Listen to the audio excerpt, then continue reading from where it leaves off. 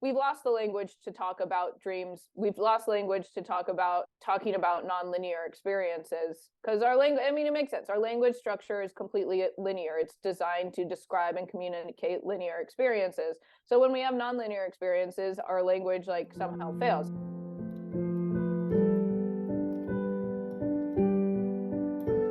Welcome to Messages from the Deep.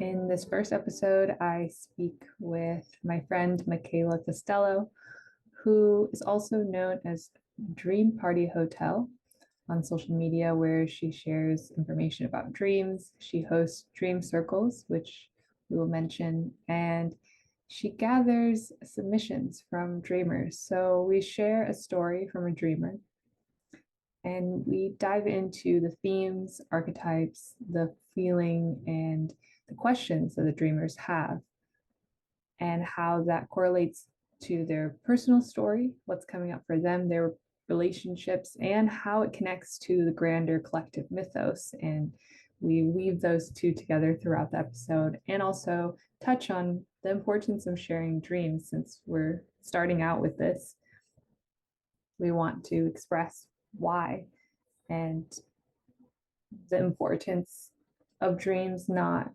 for dreaming itself, for the subject matter itself, but how it really pertains to an unconscious layer that we as humans need in order to feel whole. And I think that's what most pop psychology and other self-help arenas touch these days, because we are seeking for wholeness and understanding.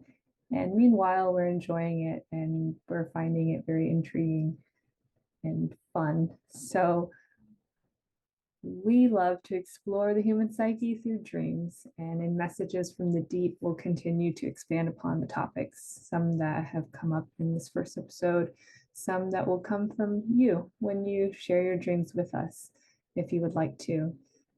I will share details about that as well, her link, so that you can share your dreams. And there's a series of questions that you can answer that can help us navigate your dream.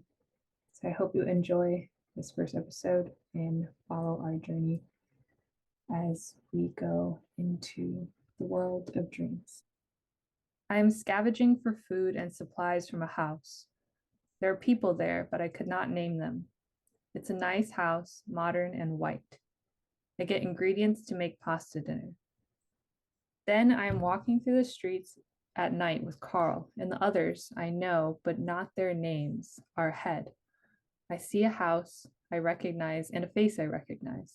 It's Mark Henry, but his hair is longer to his shoulders and curly. I say his name, and he turns to me, walking over. I think he says my name and asks if it's me, but I cannot remember now the sound of my own name.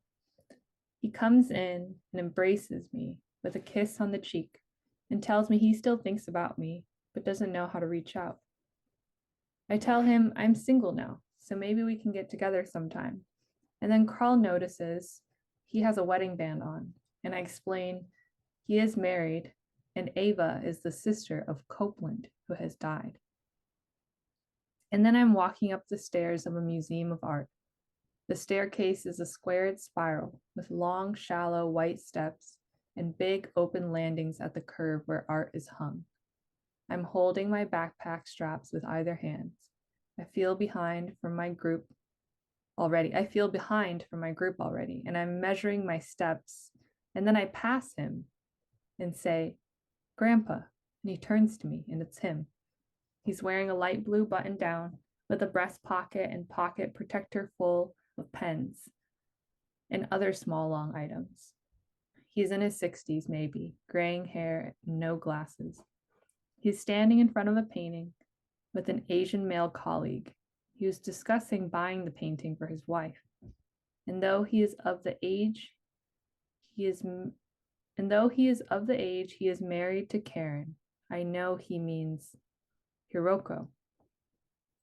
He's with me now, though he recognizes me but does not speak, though I can see his consciousness is reunited with his body. He is him, and I hold his face and tell him he has 5 granddaughters, grandsons, and many great-grandchildren who all love him entirely. I see his smiling face, his stubble, and his glowing blue eyes. He holds my arm that holds his face in his hands, with his hands, and we are locked in observation of the moment, exchanging all that was and where we were now as a place of proof that death is more than nothingness. I start to feel myself well up with emotion. We squeeze each other, and I leave the stairs to the balcony where everyone is waiting and sitting. And then I wake. Would you like me to read the bullet point check-ins? Yeah, I think so. Okay. The Yeah. feeling upon waking, I wake feeling that our signature of a person's feeling self is the same throughout dimensions. And my intention, there's no intention before sleep that night. Future check, Mark, Henry, and Carl are still alive, and the street we were on felt like Austin. It is possible that this section of the dream could be present in waking life. Background context. I see a lot of themes of names and needing to know someone's name to recognize their identity. I recognize a lot of my surroundings and a lot of the people in my dream. This dream came to me directly after my grandfather passed away from Alzheimer's, split his body and his self. He and I fought an intellectual, and this dream came to me, and friendly fight, an intellectual and friendly fight about his insistence that death was simply blackness, lights out, nothing more. As a scientist, I asked him many times to haunt me if he is wrong. The emotions that run through all 3 phases of this dream are feeling like I am slightly behind some crowd I'm supposed to be with, being pulled in by faces who once made me feel safe and loved. What do I want to know? I want to know more about my inability to recognize the sound of my own name. The first thing I notice is the environment. So it feels like this future timeline keeps pulling her throughout the story, but then there's people from the past coming back. So it's like she's retrieving parts from the past while also feeling like she's catching up to the future. So I feel like there's a lot of that, and people looking different from how she knows them, either older or clearer, more themselves, or even more youthful, I would say, because there's the long and curly hair, which reminds me of like life and spring. And then her grandpa not having glasses too. He's more coherent. And I'm just curious more so, I think same curiosity she had is like, what is her relationship to these people? That's something I also know because it seems like she brings up Mark and Carl as people who are close to her or she's had a history with. I'm curious about the dynamics there if I were to ask her myself, and yeah, parts that she's integrating. It feels like she's reviewing things and gathering pieces to move forward, but maybe there's something she still needs to address, or like baggage she's still carrying. Interesting. Yeah. To me, this dream is a super standard and common dream of when people dream of their departed loved ones, especially recently departed loved ones. I actually know this person whose dream this was, and she's told me another dream about her grandfather in his in where she kind of found him in a place of in like an afterlife place, and the setting, she said that the setting was like perfect to him as a person, like his personality as a scientist. It was like it was the same as this. So before I knew that he was going to show up in this dream, the second she talked about the environment, I immediately was like, oh, that sounds like the afterlife environment she was talking about.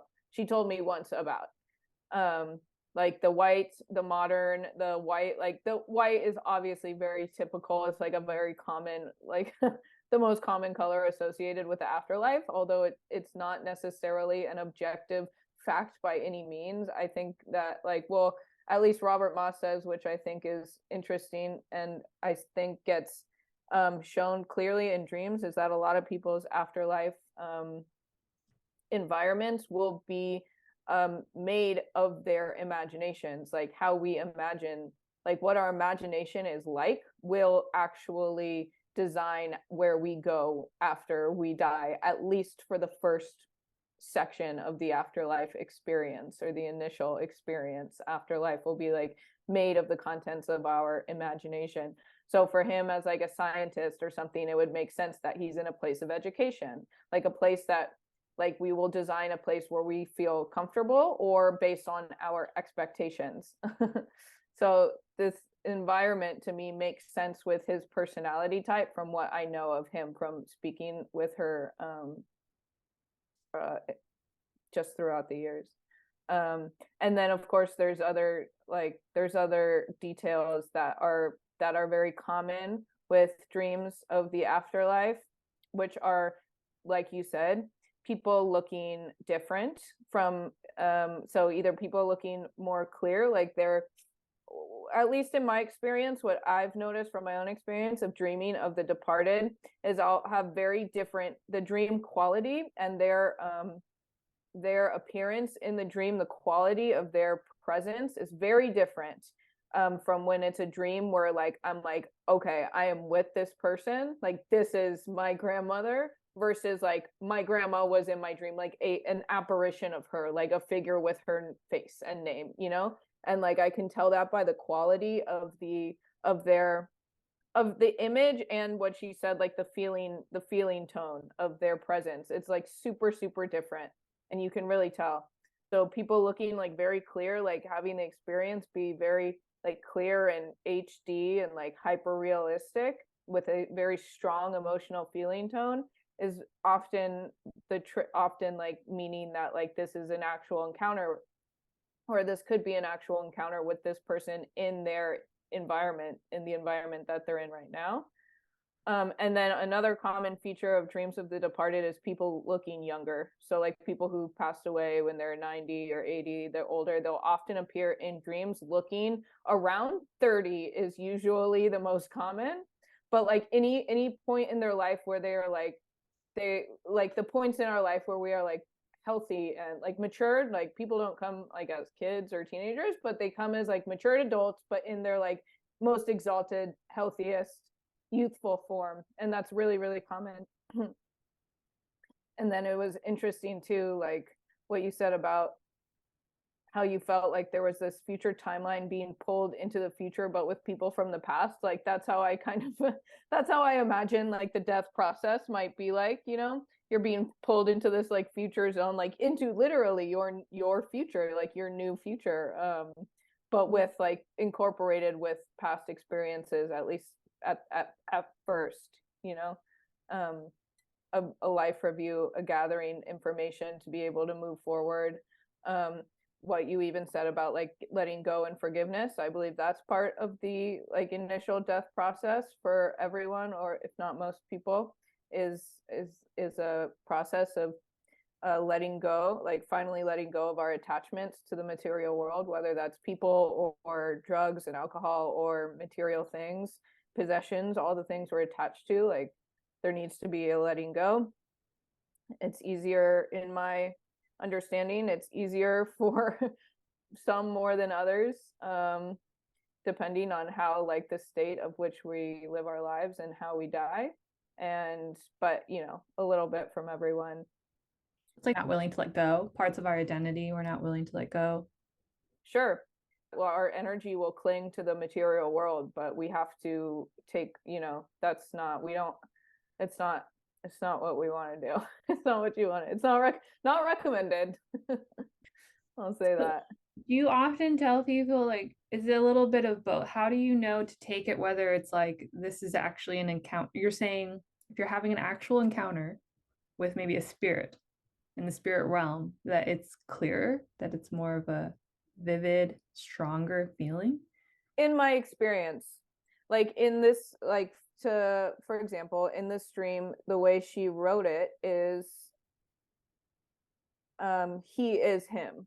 To me, that means like this, like it's a real encounter. Like there is like an emotional frequency or an energetic, what did she say? She said it well.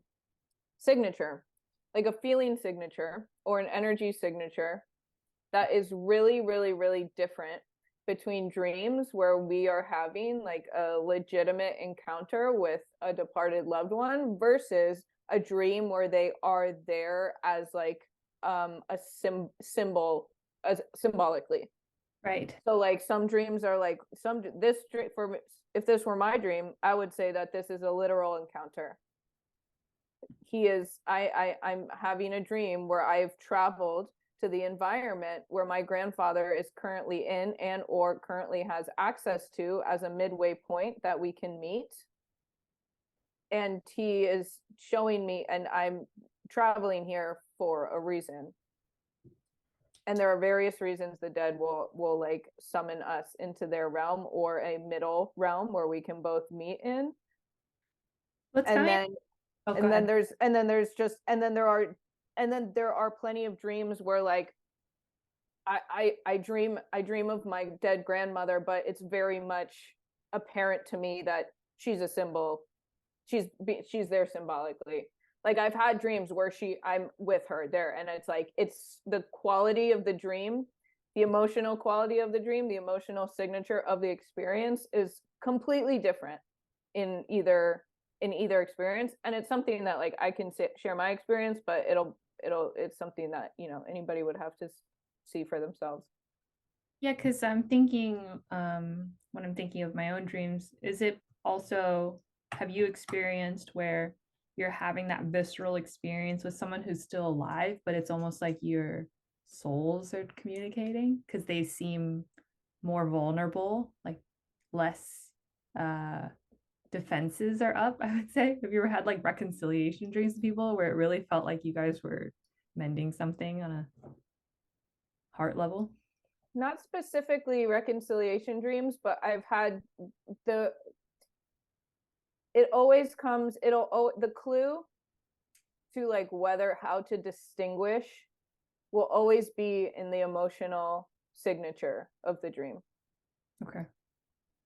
So yeah, if the emotional signature was like, wow, it was right there and it felt so heart-centered and it was like super impactful and really intense, and I woke up feeling like, wow, like really that was like for real, versus like waking up and being like feeling pretty neutral, or like that kind of, the emotional signature is basically the best way to try to begin to distinguish between literal and symbolic content of any dream.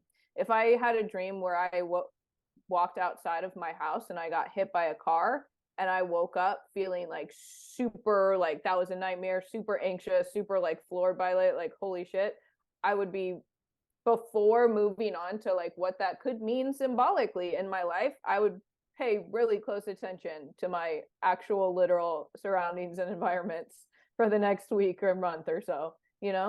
Have because you dreams, yeah, like dreams, the literal content will come for our, basically our survival and our like our soul path and purpose. So like major life themes, and also like our physical survival. Obviously, like dreams as a technology for physical survival is less Mhm. is less used now that we have all this other technology for our physical survival, like houses and weather reports and cars and like all of this modern stuff. But that doesn't mean that they're not still a useful technology for physical survival. I And so really love, yeah, yeah, I love that you're connecting premonitions as a survival tool because that makes it seem much more biological versus something supernatural. yeah, totally. I I mean, a mean, little, that opens a whole can of worms about like how like our body is actually interacting with the physical world and gathering information, and how like far out our fields reach informationally. If we can and is that spatial and but also temporal? Can we actually biologically with our like energy electromagnetic fields reach not only to the opposite wall, which is measurable, you know, 5 feet. Like you can measure our auric fields 5 feet, or electromagnetic fields, you know, at least around us. That's a measurable thing.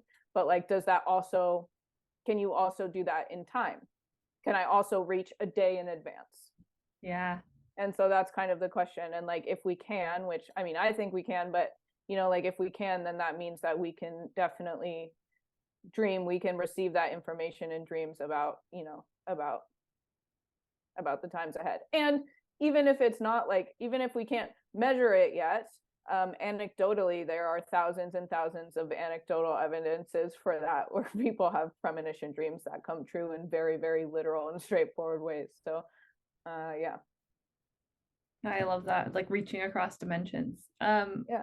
Going back to her grandpa, since you said that, I really like that you said note the feeling, because that also that creates the umbrella of the focus, the dream, and that her feeling was the signature of her grandpa. So you're saying, you know, that it's an interaction. So if her grandpa was coming through as a message, I'm noticing that there's a lot of other male characters that she's interacting with and relationships. And I just feel like this Mark guy feels significant to her. And I'm curious if her grandpa is trying to help her with some her male relationships. I don't know if that can... Also masculine can be like moving forward, like helping her, letting things go, addressing them, and maybe just so that could be that as well, like an internal masculine aspect she's integrating. Oh, yeah. That would make sense. She said that these people are still alive, but otherwise I have no idea who they are, like within the context of her life. Hard to say. So in that case, then I would probably go with like what you were saying about internal masculine. Because it's moving forward, and she mentioned marriage, and I thought about how marriage and separation are like union chapters of life, phases, past, present, merging. And that, I don't know why I noted this at the time, but love exchange and how love transcends time and space, that's something you can communicate with, which was another theme actually of Interstellar, about how love transcends time and space and dimensions. Well, that's how what she said too. That was her message for him. Yes, that's what it was. Yeah. Yeah. She said, you have 5 granddaughters, grandsons, and many great grandchildren who all love you entirely. Yeah. And he smiles, and his eyes are glowing. Which is another theme. Like, there are like many different reasons why the departed will reach out to the living in dreams, and this dream seems to be quite well. There's a couple things. It seems to be quite benign, as in like reaching out to create a to confirm a connection. First of all, it's also to confirm a connection of love and a tether of familial, you know, generations and ancestry throughout life and death, that there is a tether, that there is a connection throughout life and death. She mentions all these generations of people, and he's like confirming that they're like confirming this line and this tether and connection through generations, through life and death. And also, I mean, the most interesting part of this dream to me is that, like what you were talking about with the masculine, he's like, it seems, according to what she says, he seems to be very energetically masculine in his life. He's a scientist, and he's like very concerned with the material world, and to the point where he doesn't believe past it. He's saying they would fight or argue or in a friendly way, banter about life after death, and he would always take the side of the materialistic side, very heavily materialistic and masculine side of that, like, you can't prove anything exists beyond the material world, so I don't believe it. And she would argue for the feminine side of like, no, there's all this, like, just because it's not material, like, you know, materialized doesn't mean it doesn't exist. And so there probably is life after death. And then she tells him, okay, well, we'll have one way to resolve this, which is that if there's life after death, you promise to come back and tell me. And this is the dream. Exactly. It's like him coming back like, all right, Yeah, this is yeah, exactly. And he wasn't wearing glasses, so it's almost like he's clearer now too. He's not just the it's almost like he's merging, he's finding that like not the overly masculine way of seeing things because now he's like he's in it, and then Exactly. yeah, it feels like two pieces coming together, very like symbolic. And I like what you said about the tether because there's also a spiral staircase. It makes me think of genetics, DNA, like generational, and just like going up that, looking at pictures, it's traveling from place to place. Yeah, it's like actually a structure of time, like going across time. Totally. Yeah. Totally. And it's like you see hints of like the of because there's themes of identity in here too, the name, which he was talking about his name and his identity, where because she said he suffered from Alzheimer's, which is like, like you're disassociated from like the mind and body start dissociating, and like identity comes into play because people, it often, at least in superficial identity, that can start to fade as we lose our memory and our place and our associations. But it's interesting that like like this is just riffing, but we could say hypothetically that like the dead often come to us in a place of like where they seem far more peaceful and harmonious than they might have when they're waking life, because we often are able to let, like what we were talking about before, let go of our attachments to our identity and to our beliefs and our proofs and our like need to be, this way or that way. And you can see like a more kind of harmonious person. And it's interesting how that's like, and how that has that mended too in the dream. Often, like if the departed come in dreams, like it can be really healing to see someone, if they were suffering for a long time before they died, to see someone in a dream like restored and youthful and young and like energized and happy. That in itself is like can be totally transformational and healing for somebody who's like who was affected by or even traumatized by like watching someone deteriorate before their eyes. Like a healing from that trauma or that situation can come in the form of a dream where they appear again and they're like super youthful and happy and healthy. That again reminds you of like the piecing together. It's almost like it's like a holding union process that's happening, it seems like. Totally. And the fact that you mentioned he had Alzheimer's. Did she say that in there or you just know that? Yeah. Yeah. Oh yes, Alzheimer's. Um that she also didn't recognize her own name. Is there parts of her? That's why I was thinking the questions that came up for me for her would be, is there something, an old version of herself, some kind of identification she's not letting go of that could also support her with moving forward? Because he's only Nice. coming back winking at her like, okay, I was losing a part of myself, not being open to the potential that there's more beyond who I am now, beyond the facts and structures I know now. And so she's experiencing a similar process in her dream as he did. Definitely. I would say so, because it's also, dreams can be just because I would weight this dream as far more literal than symbolic. However, dreams can be both symbolic and literal at the same time. Mm. And so everything that is literal can also be like largely symbolic. I think the dream, that was a really interesting part about the dream. And that's what she wants to know too. That was like her focus, which is, I want to know more about my inability to recognize the sound of my own name. Yeah, that was my note on that, was old version of herself maybe shedding. Yeah, definitely. I could definitely say that. We have to go into to go into realms beyond the ordinary. We have to do things that are beyond the ordinary. We have to like reach, expand beyond common expectations of what's possible and beyond common roles and routines to be able to like really fit this information into our life. I thought it was like the first thing the idea I kind of picked up on when she said that was, what did she say? I say his name.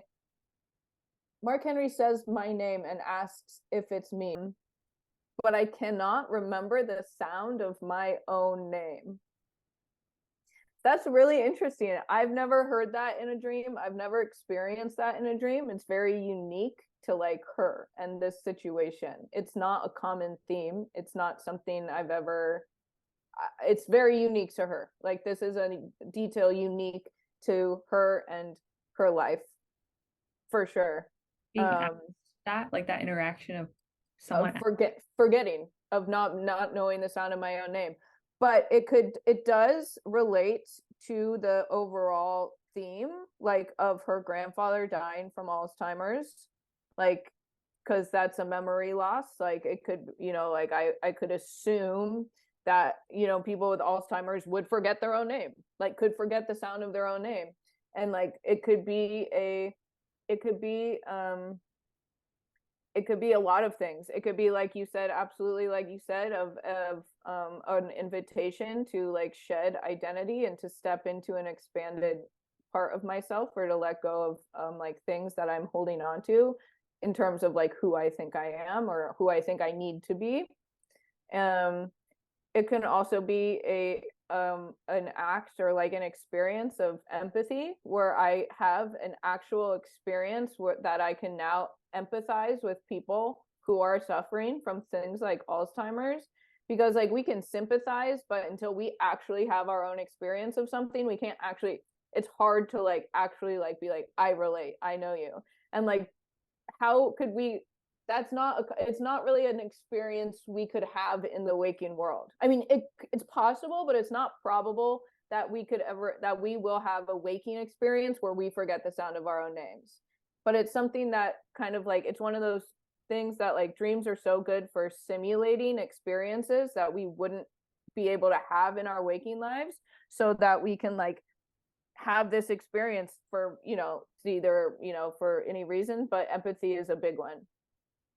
And also like being able to know what to do in certain situations, like so like it can be so many things at once. A simulation. Yeah, exactly. Right before you said it too, I noted dreams is an experiential simulation. And then you said that. Totally. Exactly. It really is. They really are. That's like literally, if I could like, yeah. That's why they say that like we're in a dream now. Because like how when we're in the dreams, it does feel so real. Like the emotional experience, the fear, all of it is 100% like happening to our nervous system. Oh yeah, it's happening. I mean, it's completely, there's no, I once in a lucid dream, I made it my intention to like study the dream as an image, to see if I could find any flaw, like, or a flaw or a signature that could distinguish a waking image from a dream. Okay. Just based on the image alone. Okay. I was in my childhood home and I was like, look, and I was like, okay, I'm in a dream. I'm going to see if I can recognize any detail, any flaw, any like difference between this experience, like especially visual experience, and a waking visual experience, physical visual experience. And there's none. There is none. It's absolutely perfect, which is wow. Which begs a different question, maybe another topic for another day, but it begs a question, because at first I was like, oh, the dream is a perfect replica of the waking world. But actually, I think it has to be the other way around. That's a whole exploration there. Oh yeah. Another topic for another day. Take a note. We'll make a theme. We'll make a theme episode on that. What is it? Is a waking life mirroring dreams? Yeah, which is the replica of which?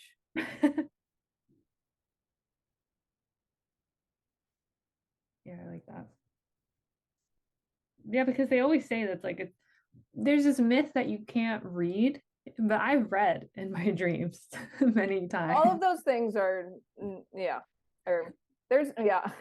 people really like to say really definitive things about the experience of dreaming, and it's like we really like there's not a lot of we don't have a lot of information about like it's a really I mean, we might have had a lot of information at one point, different cultures and different timelines and societies and stuff, but where we are right now, like we're kind of re-exploring and re-pioneering this as a subject matter, which makes it really fun and interesting. And like we can definitely say things, we can recognize commonalities and patterns and draw conclusions from that for sure. But like I said, like this usually when statistically when people dream of departed loved ones in like very real ways and like very literal dreams of encounters, they are usually younger, vibrant, youthful. Like that's a common theme that we can like take out from many reports and then say that this is common. But like when people do things like you can't do this in a dream, it's like I don't who got that information, like where is that we don't know. Like we definitely do not know enough about dreams to draw like conclusions like that, especially conclusions that are limitations about what a dream can and cannot do or be. That's like, I mean, that's pretty ridiculous because the dream, it's pretty fucking unlimited. It's really a reflection of science, for example, just kind of tying it back in. From what people have experienced so far is what we create the basis and facts of our reality. Yeah. And most people don't go super deep with their dreams. Very few, I would say. Or maybe they don't even think about it, or they have repeating dreams, for example. So I find that in a way, not being able to read, like not having that clarity to read, is almost like a reflection of just not solidifying the dream world more. And so if most people just haven't explored the dream world, then there's this consensus like, oh, it doesn't seem clear. So that's just what it is. That's, right, exactly. That's the limitation. Yeah. It's like the wall. Well, that's it's also what's exciting about like, like doing things like this, talking about dreams, coming together to talk about dreams and sharing our dreams, is that like you don't need to be a psychologist, you don't need to have a PhD, you don't need anything to make real contributions to this as a line of study. Is you just bring a dream, your just experience, your natural experience, whatever occurred to you is contributing to this as a study, as a subject matter, which is really cool. There's no barrier to entry to be able to seriously contribute to something in a really like important way, like it's super inclusive and like it's deeply human, like dreaming and coming together and sharing dreams. They seem super alien and like extraterrestrial and out there and weird and crazy, but they're actually like a deeply humanizing experience in terms of like them being shared and explored. Yeah, and the openness to acknowledging that too is just like the other side, like what Jung says, that things have to be expressed either consciously or unconsciously. So the dream is just the natural other side of on this life experience that we have. Totally. That we just forget to acknowledge sometimes. Totally. Yeah. Bringing, I guess, tying it back in with everything we just discussed also, and back to her dream. Is there anything else, I guess, to clarify or answer? I feel like we did answer actually most of her questions. Yeah, well, we can keep talking for sure. I think there's even more to say about, I still like to go back to the question of what the person wants to know, which is an inability to recognize the sound of my own name. You were talking about like, we're talking about like he says there's like, right after I can't recognize the sound of my own name. So we said like the symbolic, a symbolic like feature of identity and shedding identity. And we talked about like a dream as a simulated experience in order to have a direct experience with being able to empathize with a certain situation I would otherwise not have been able to. And then I think you're right. I think there is something about a relation. You said, we talked about the metaphorical masculine of like materialistic, like being like heavily more weighted towards the material reality than the immaterial reality. But and then there's one more, I think the last interesting details or thematic details about that question is you mentioned before, like my literal, if it were my dream, my literal interaction or dynamic with the masculine. He says, because it says, I can't remember sound right after I don't recognize the sound of my own name. He comes and he embraces me. He kisses me on the cheek. He says he thinks about me, but doesn't know how to reach out. And I tell him I'm single now. Maybe we can get together. So there's like hints of like romance and my personal dynamics with the masculine. There's also this like where he's like my grandfather, if this were my dream, is in this museum buying art for my wife, second wife. I think that what is implied in this dream. When she says it's for one woman, not the other. Yeah, I think that's implying. And then he said, and then before that, he said, and Carl noticed he has a wedding band. And I explained to him he's married, and Ava is the sister of Copeland, who has died. So there are themes of romance and marriage and like male female dynamics in the waking world and like in the common world. So there's also hints to that. So perhaps it could be like, I can't remember the sound of my own name, like thinking about parts of myself, like you were saying, in terms of my identity in my identity in relation to romantic dynamics, and how my identity might, like come and go depending, or have I lost myself in this dynamic, or have I gained a lot of myself in this dynamic, or those are things I might reflect on given the details of that part of the dream. That part of the dream is pretty unclear to me. Just instinctually, I'm like, I don't know who these people are. Like without background information, it's hard to say definitively about those part. But yeah, we can definitely pull out some themes. When I think of her and Mark, and he's saying, I don't know how to reach out, it just feels like there's a yearning there a little bit. We're missing each other. Mm-hmm. It's like there's a history there for what I feel. And yeah. And maybe, yeah, the fact that she doesn't, it's like, does she leave a part of herself? Is there something locked in about her that's holding her back, that maybe has to do with something she created or believed about herself from that relationship? When I have like lingering aspects in relationships, I think about what beliefs did I create from how this relationship turned out, or how the dynamic was in the relationship, that how they implemented that I'm this or that, or I wasn't worthy because it didn't work out. They chose someone over me, or something like, oh, they've moved on. Like, what is it about me that hasn't? Like, why can't I? It feels like worthiness also, or like insecurities. That's my personal experience. Yeah, no, that's really good. I think that hits for sure. That hits for me for sure. I think that's really good. Yeah. Detail.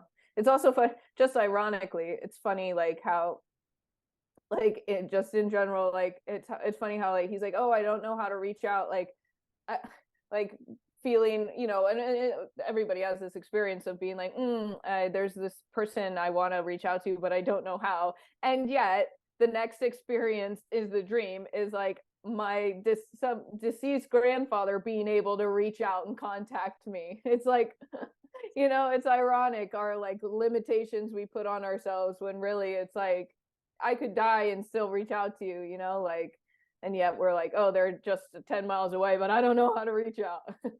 Again, yeah, that's like structure is holding us back. Fears of limitations holding us back. Yeah.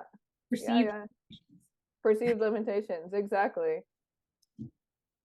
Also, I'm personally curious about the pasta. To be Yeah. actually, something I noted, I was just curious because she just threw that in there. Like, I'm getting ingredients to make pasta dinner. That feels like something. It just, I'm also curious to how she felt about that. Like, was it like rushed? Was it comfort? Because she's in this new house with people she can't name. Yet she's able to find ingredients to make pasta. And I feel like for me and most people, pasta is like one of those things you learn to make early on because it's so easy. There's like clear instructions. Right. Totally. Food. Totally.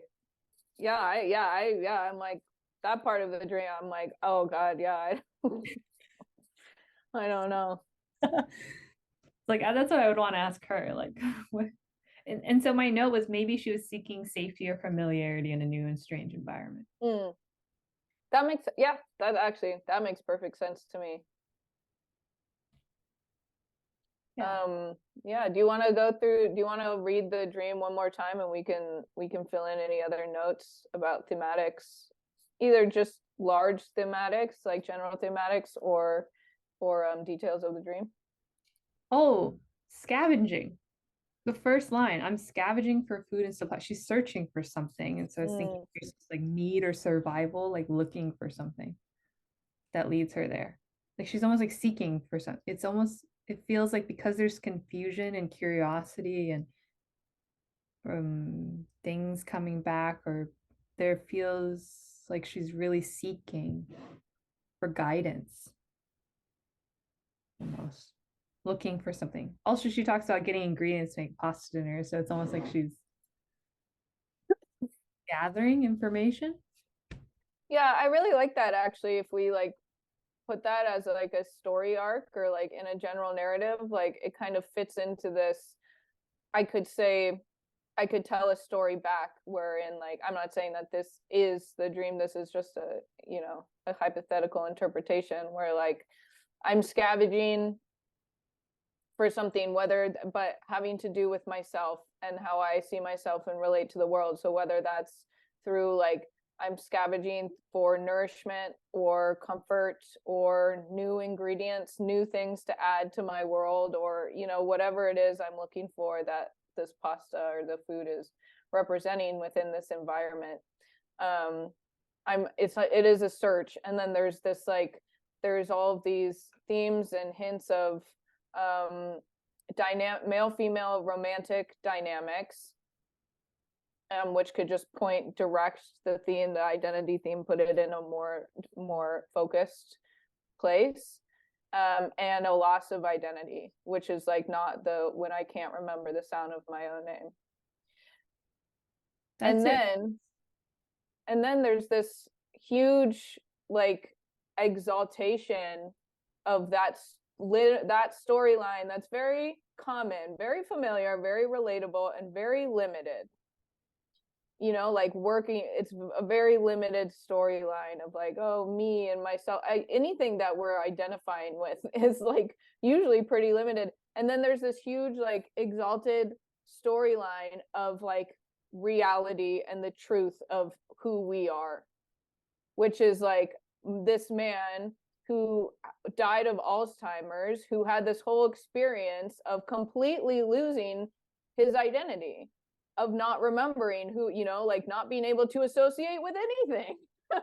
Or I don't know how Alzheimer's is. I don't, you know, like I don't know anybody personally, so I don't have the experience, so I can't say much about it. But what I would imagine it would be like would be something like this, but only to then come back and in the truth of everything, when our life, you know, when we're not in our limited experience in our bodies and we're on the other side, we see the truth of everything. We're like, our identity, who am I, what do I need, what am I missing, how do I need more support, how do I need more guidance, where am I limited? None of that matters.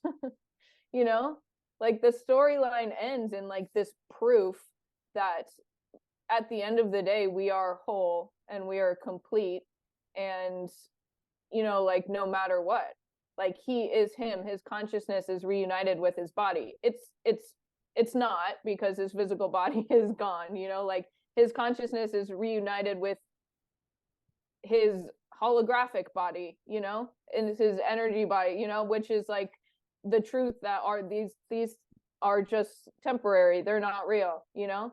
And like all of the limiting beliefs of like the dynamics and the things we create based on the dynamics and our experiences and like our needs and desires and wants and what's missing is also not real. And like at the end of the day, like we come back to ourselves in our true forms, and we're like with still like, you know, held and connected within lines of generations of love and connection and the ability to like, you know, like be as one. And the place of proof that death is more than nothingness, that there isn't, it's not nothingness on the other side, you know. Rooted. And like, yeah, and it's rooted and on these, what we're experiencing now, our limitations are very temporary, and like creating a life based on a reliance of the material world and like the limited material world is like, it's fine, and we all do that, but there's also more than that, you know, that we can also rely on and look forward to. And it's a way to let go before, you know, we're forced to, and live a life where we are like more in our true selves. There's a few things that you brought up. I feel like one, the very beginning almost sets up the theme of the rest of it. It's almost like she's seeking and then she finds her answers from beginning to end. Yeah. Hunt, gathering things, and then the rest of it is like bits and pieces. Also, from what I've heard with Alzheimer's, that reflects her dream is that you sometimes remember and then sometimes you don't. So throughout the dream, there's just like, I know these people, but I don't know these people. And then Yeah. it's like selective memory, I feel. And seeking comfort. When you said that, that made a lot of sense too. There was like seeking comfort in connection, but then she finds this deep rootedness in her family, in her lineage, in the love that transcends time and space when she's seeking for comfort in this limited perspective of like finding things like tangible materialistic things to make something work. Yeah. Yes, that's exactly, thank you, that's exactly what I was trying to say. That was, but in a much more simple and direct way. That's exactly, I think that's exactly it. I think that's the larger theme of the dream. I mean, it's a theme of everything, but especially this dream is such a beautiful like representation of that theme of like turning our energies, psychologically reorienting ourselves to find comfort in the eternal world rather than the temporary world. Mm-hmm. And this is what we've done forever. This is I mean, this is also another topic for another day. We could go far more into it because I could talk for an hour about it. But this is our like our earliest ancestors based their entire lives on mythology, and not only like big life things like birth and death and coming of age and marriage and stuff like that, but every day, the way they hunt, the way they gather, the way they harvest, the way they come together, the way they unite, the way they eat dinner, gather, sleep, wake up, like all of this had a mythological component. It was all channeled through the stories of the eternal world.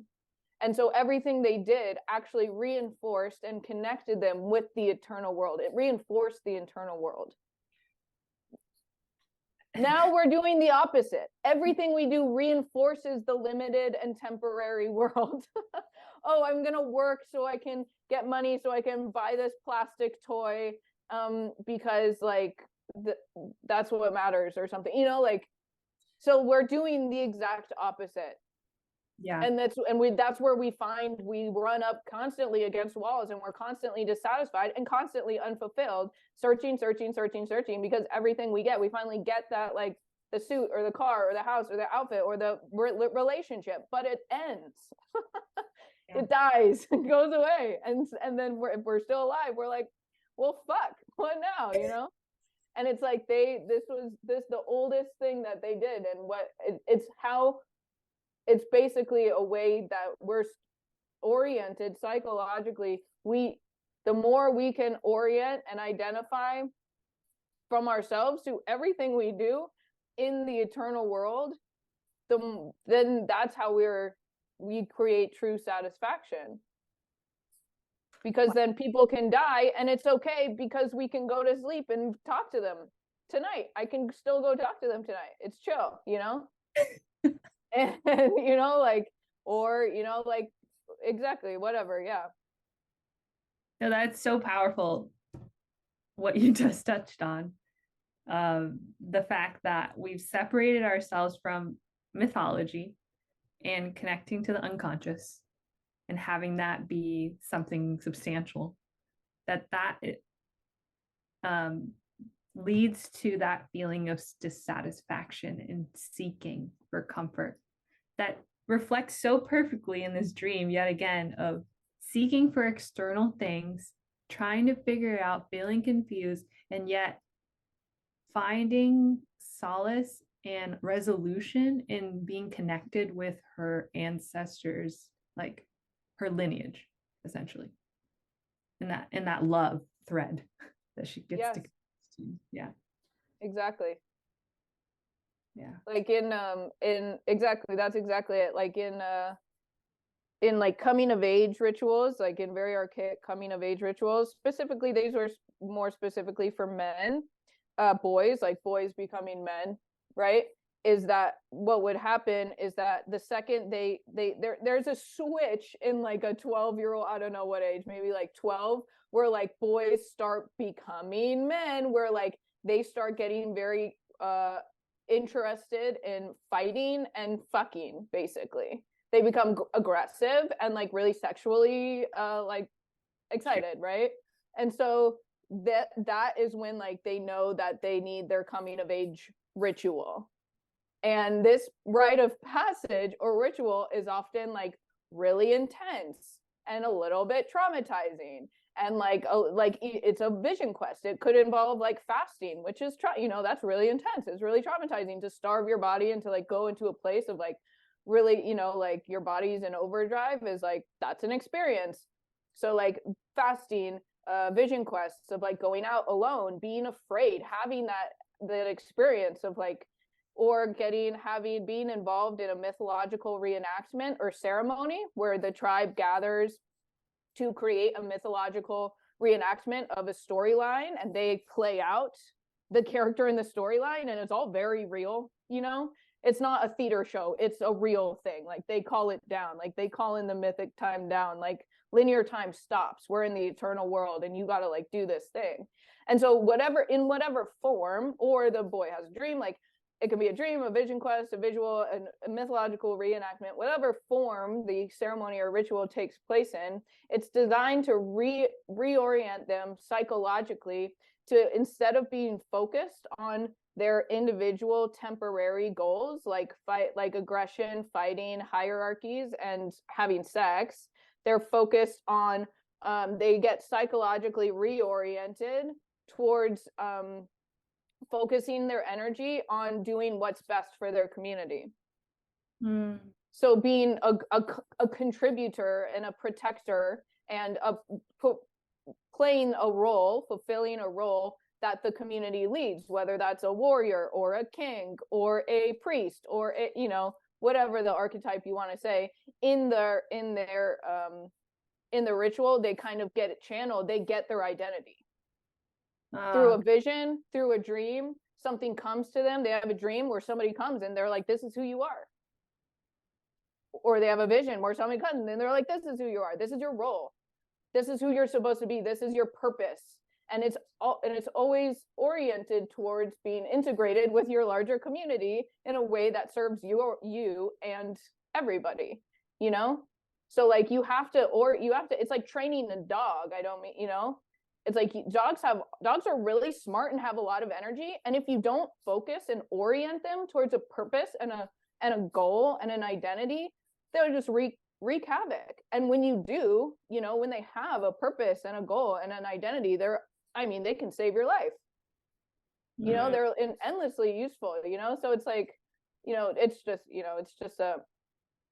but it's obviously it's more complex than that. But it's like, yeah, so it's just another, so like basically you get psychologically reoriented towards like, instead of like, my dad is my biological dad and my mom is my biological mom and these are my sisters, it's like my father is the sky, my mother is the earth, and my brothers and sisters include all plants and animals.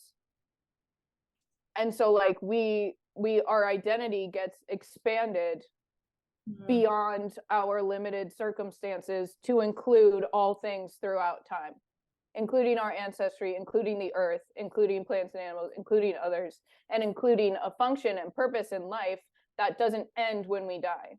That carries on, you know, through our it carries on through our impact and our lineage that we leave behind, and it carries on through our ancestry of what's come before us, because you know, it's all a circle. See, you're judging on something that's giving me a whole like with I mean, that's such an important topic, the initiation and coming of age thing, first of all, because that what you just said explains so many other things. It's just like a snowball effect of like, I don't know, all the issues that we're facing today. But a big one that's coming up with what you're saying of how important it is to have mythos in yourself and in the world is that because of the lack of, we've birthed what is become new age spirituality and have gotten sucked into that versus utilizing it to be in this world, creating a world of its own that doesn't even, where you're leaving this world now. And how what you're saying is that when they're identifying with the mythos in that situation, they're receiving a purpose for the whole. Whereas often now when we identify with a mythos, it becomes we're like the protagonists and no one else matters. And it's just like our own story. Yeah. It feels that there's what we're seeing today from everything you just said is an imbalance of not acknowledging and finding importance in the unconscious and mythological world. Yes, exactly. It's just resulting in like everything else that we're yeah totally, the over identification with like the limits of the material world, and basically we've limited our minds to what we can see and taste and touch and smell and to what we can measure. We've limited our minds basically to what we can measure repetitively in a laboratory. And something I heard recently that helped me is that God, or the formless eternal one beyond all of this, is beyond our senses. So it cannot be named or understood through these senses. Exactly. And you'll have experiences like a near-death experience or a dream or you know, like I said, like a vision quest experience that like you get the download, but it's like it's usually something you can't then go and like sit down and tell to somebody else in a way that like does it justice, you know? Yeah. Yeah. It's like sharing your whole life story. I feel like when you do that, you have to experience it, is like what you're saying. Yeah. And I think this is why I like actually sharing. I think sharing dreams is really important rather than just talking about dreaming, is because like I've noticed that I've made circles where we just talk about dreaming, and as opposed to sharing a dream and then talking about it, and it's like the energy is completely different. I can't even explain it yet. I'm not sure what it like the impact even, but it's like it's a very deeply felt impact. Like the dream itself carries an energy its own that cannot be recreated just by conversation. Well, and like the download, it's expanding the world of the dream. Like this whole conversation that we've had so far and all the ideas that have come up can tie back to the dream and is reflecting something the dream was trying to say. So we're almost expanding that world. And then on another hand is that if you read a book and then discuss the themes, it's so much more impactful, or watch a movie and get the message of the movie. It's like you can get that message. Someone can just tell you the message, like what you're saying, talking about the dream.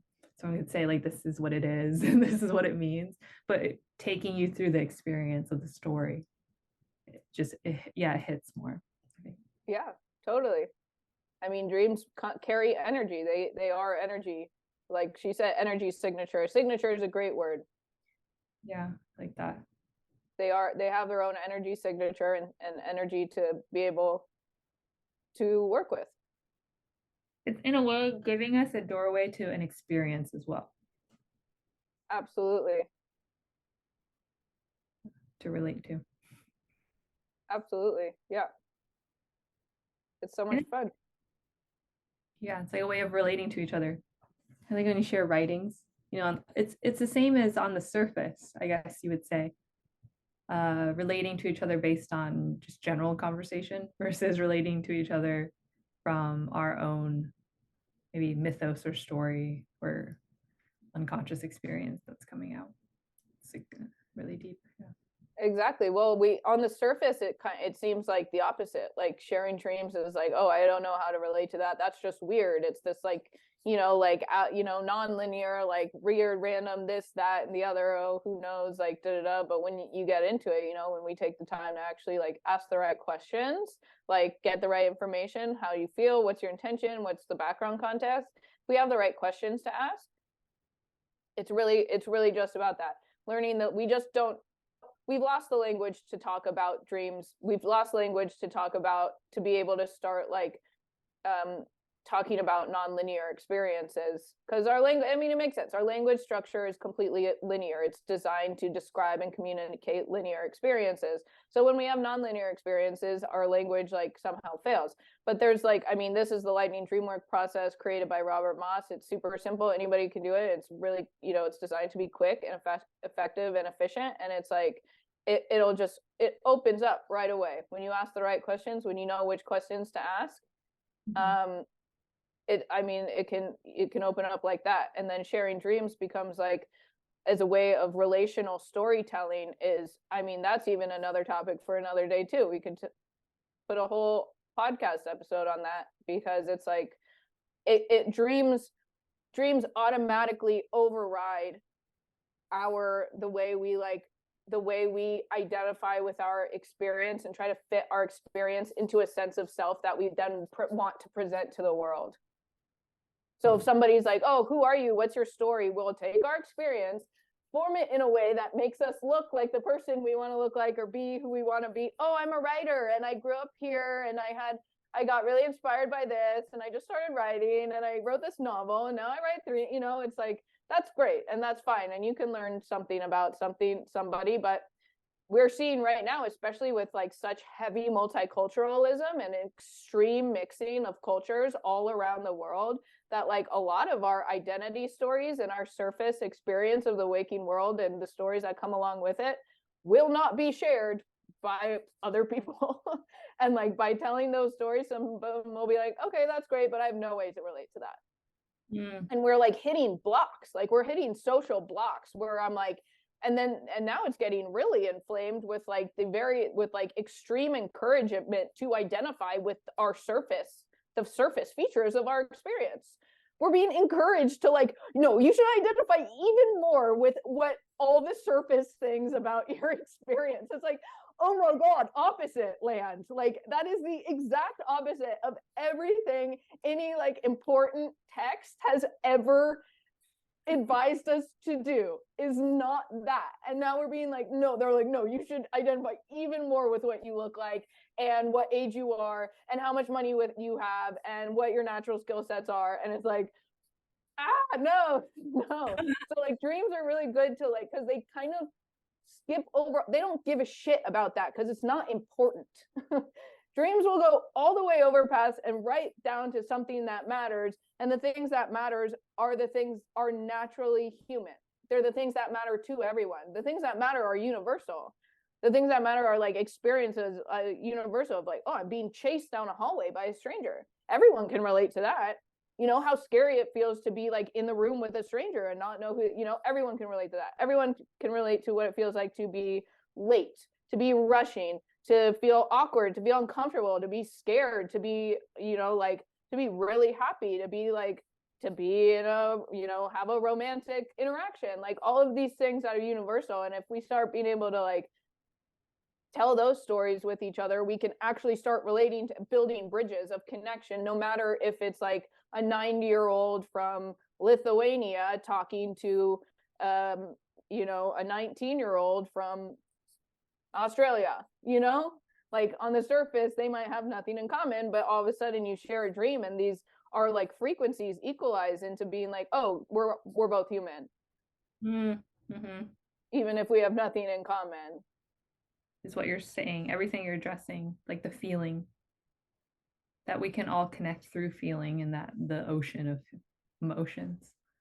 Yeah, through like general things that these themes that dreams are very like common towards, you know, besides the, you know, external details. You know, we might have our background context to these things might be different, you know, but in the end, you know, they're a really good pathway and gateway and bridge to connect us when with each other in a way that like builds direct empathy like very quickly. I've had like plenty of times where somebody I'll like on the surface level we'll meet socially and I'm like I don't know, I don't see that, like we wouldn't, you know, like we don't seem to have anything in common, we have nothing to talk about, like I don't, you know, whatever. And then you sit in a dream circle with them and you're like, oh my god, like yeah, there's like instant, you know, like it really is amazing. It's something, you know, you have to experience for yourself to really understand. But it's like, yeah, And is that something you would want to host and invite people listening to? sure, yeah, yeah, that'd be a great idea. Yeah, because I feel like what you're saying is and something I reflected on this morning is that I remember the most is what stories people share, especially in school. It was fun when teachers would share stories. Like you were so engaged when teachers would tell stories. I mean, since you were a kid, you'd be like, I mean, I don't know if that's everyone's experience, but I know most students enjoy when teachers share stories versus just giving us instructions on this week's textbook chapter, right? Yeah, yeah, yeah, of course, yeah. And that There's a stick. different frequency, yeah. It's making the teacher human. So it's like being sharing your dreams. What you're saying is it's making you more human and easy to connect to. Yes, exactly, exactly. Yeah, I think it'll be an important, I mean, I think it's a really important social tool that we've practiced for, you know, since the dawn of time, that we've lost, but it is, you know, and we also and now it's coming back as like people like to, it's often reflected as a personal tool, like a tool for personal growth, which is true, but I think as a social tool it's even more impactful and more important. Yeah.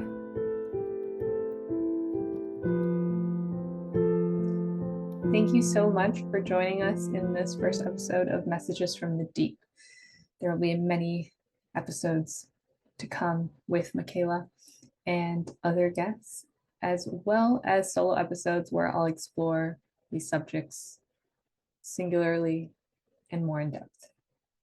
And we will see you very soon.